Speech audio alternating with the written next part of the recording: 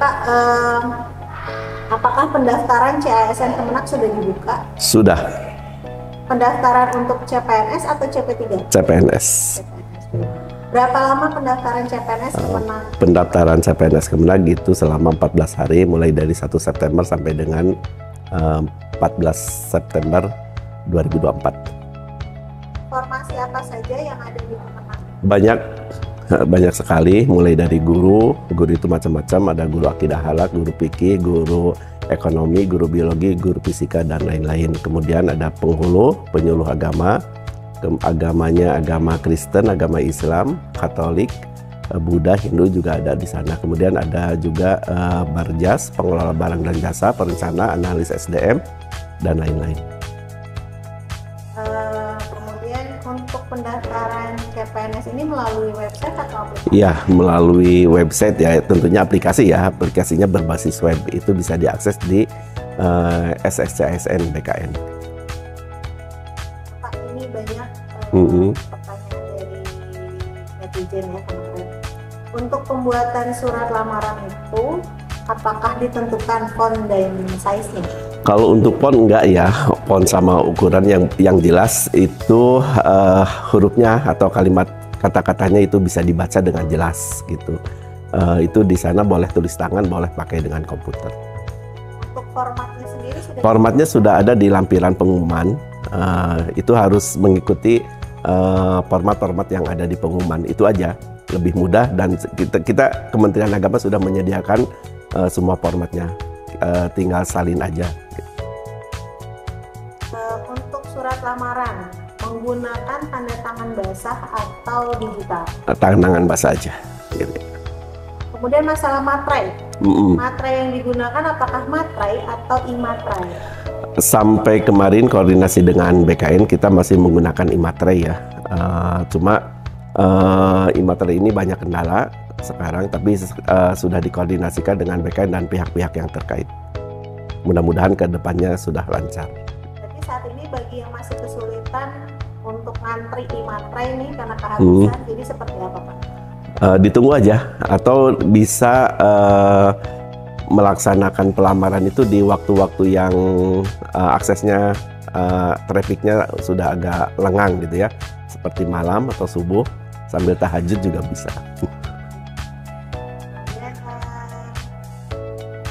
Apabila belum keluar ijazah aslinya nih yang apakah boleh menggunakan surat tanda kelulusan? Tidak bisa, harus pakai ijazah. Apakah ada formasi untuk disabilitas?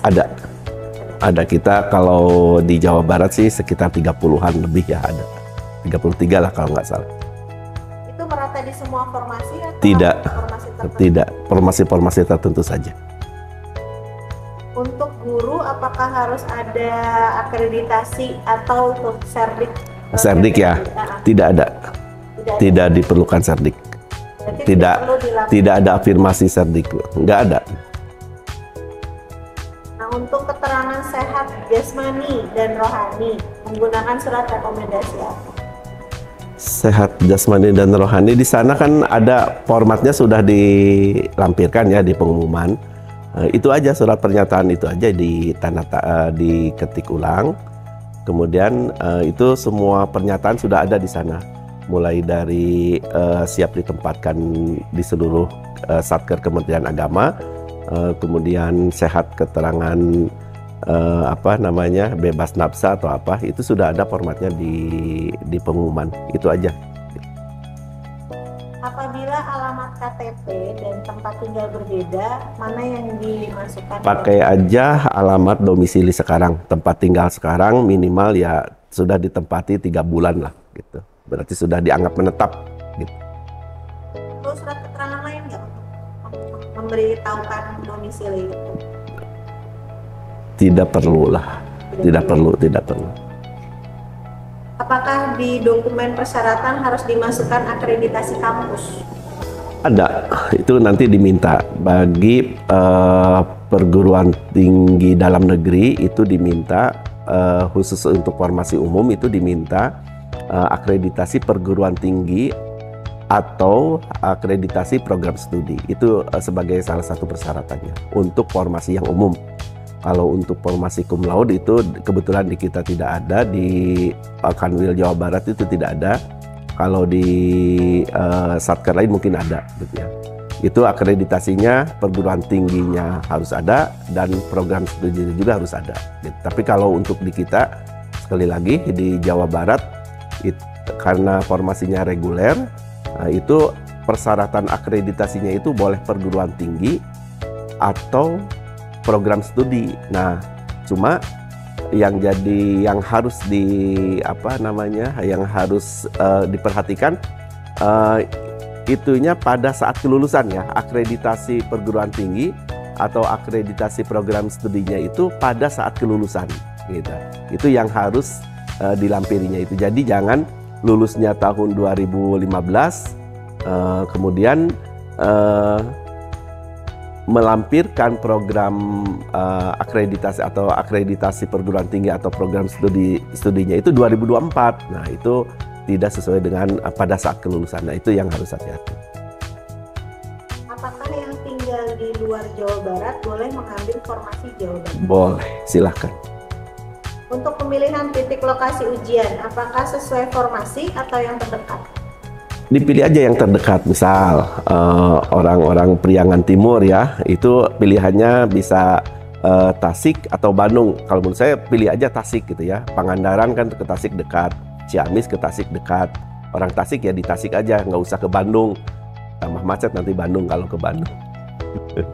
Demikian juga yang wilayah-wilayah lain ya. Itu di sana pada saat memilih itu ya ada wilayahnya, misalkan daerah Pantura itu Cirebon biasanya ya.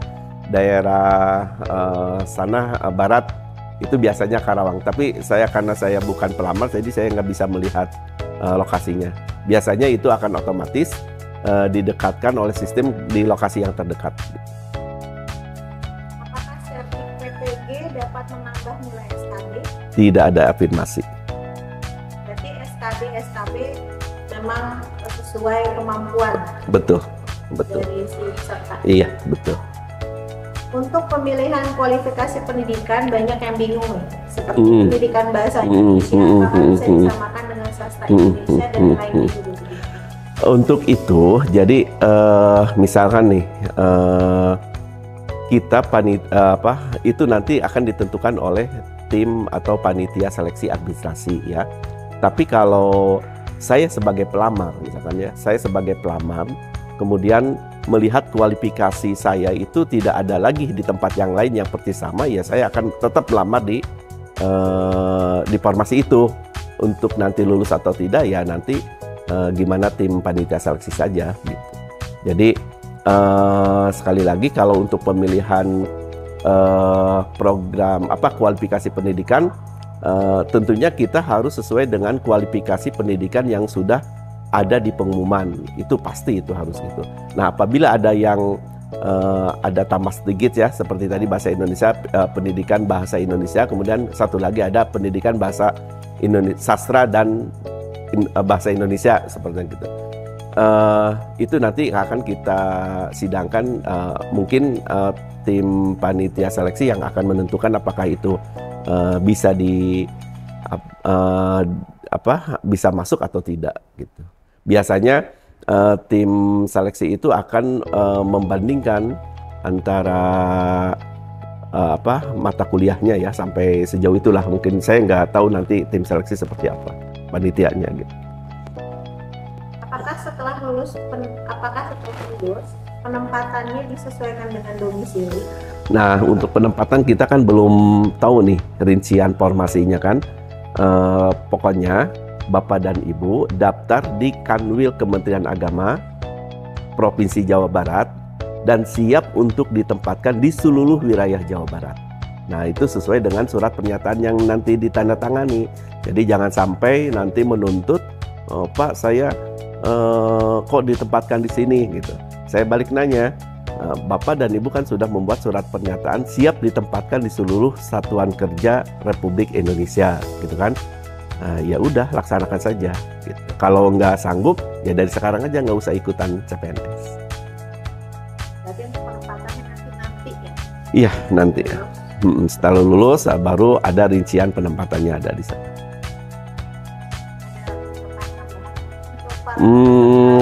Kalau menurut saya teman-teman pelamar ya untuk melakukan pendaftaran CPNS khususnya di Kementerian Agama, yang perlu diperhatikan adalah tolong dibaca secara seksama dan teliti pengumuman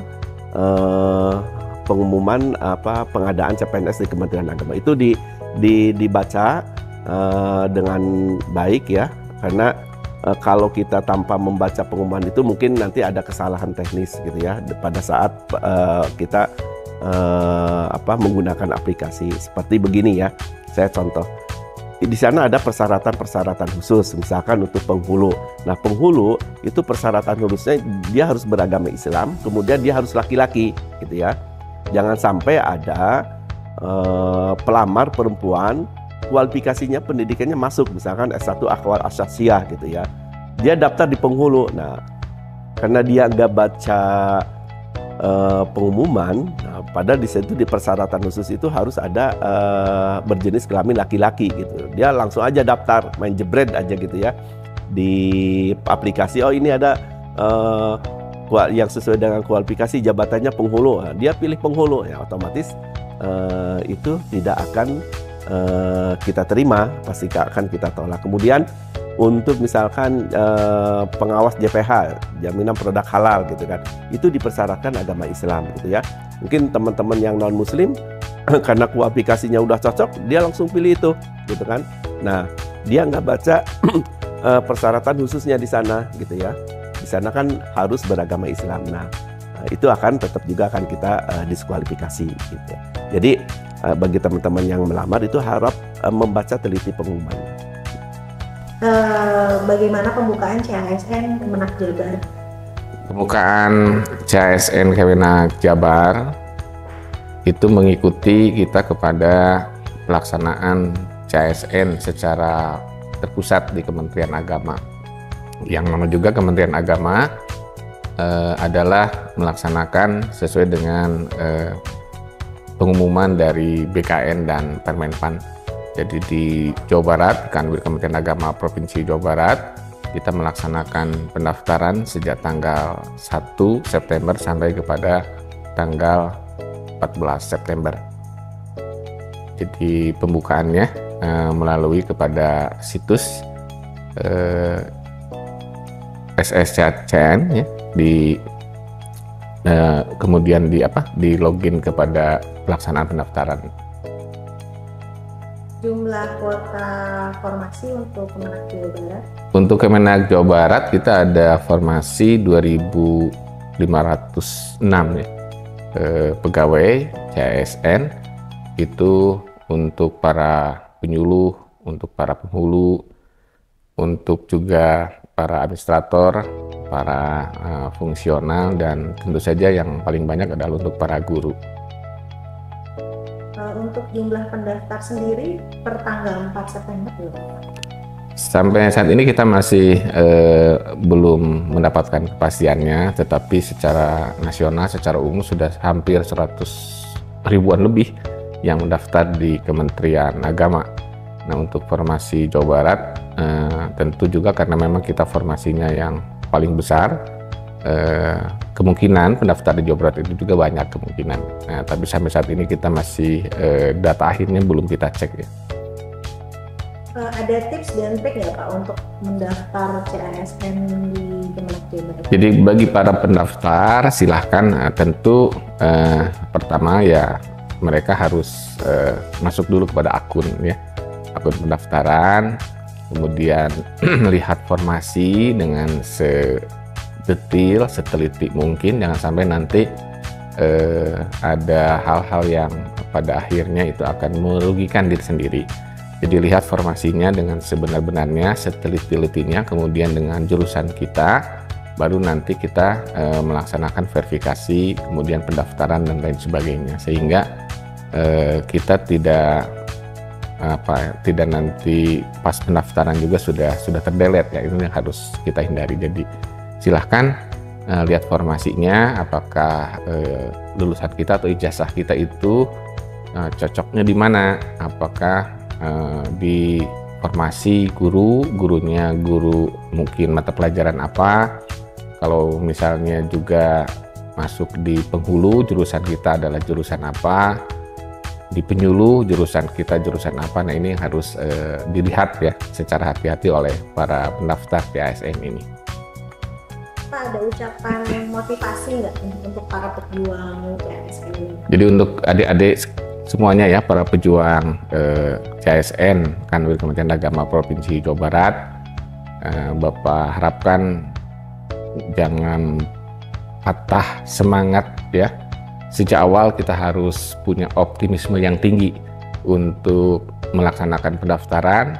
Silakan ini secara terbuka oleh pemerintah dilaksanakan pendaftaran.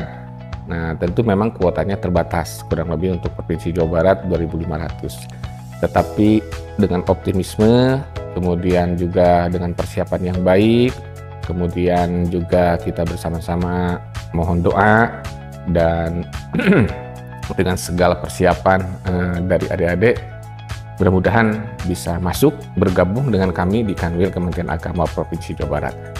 Jangan patah arang bahwa semuanya itu butuh perjuangan, dan perjuangan yang akan dilaksanakan oleh adik-adik sebagai awal untuk mari bersama-sama dengan kami di Kementerian Agama.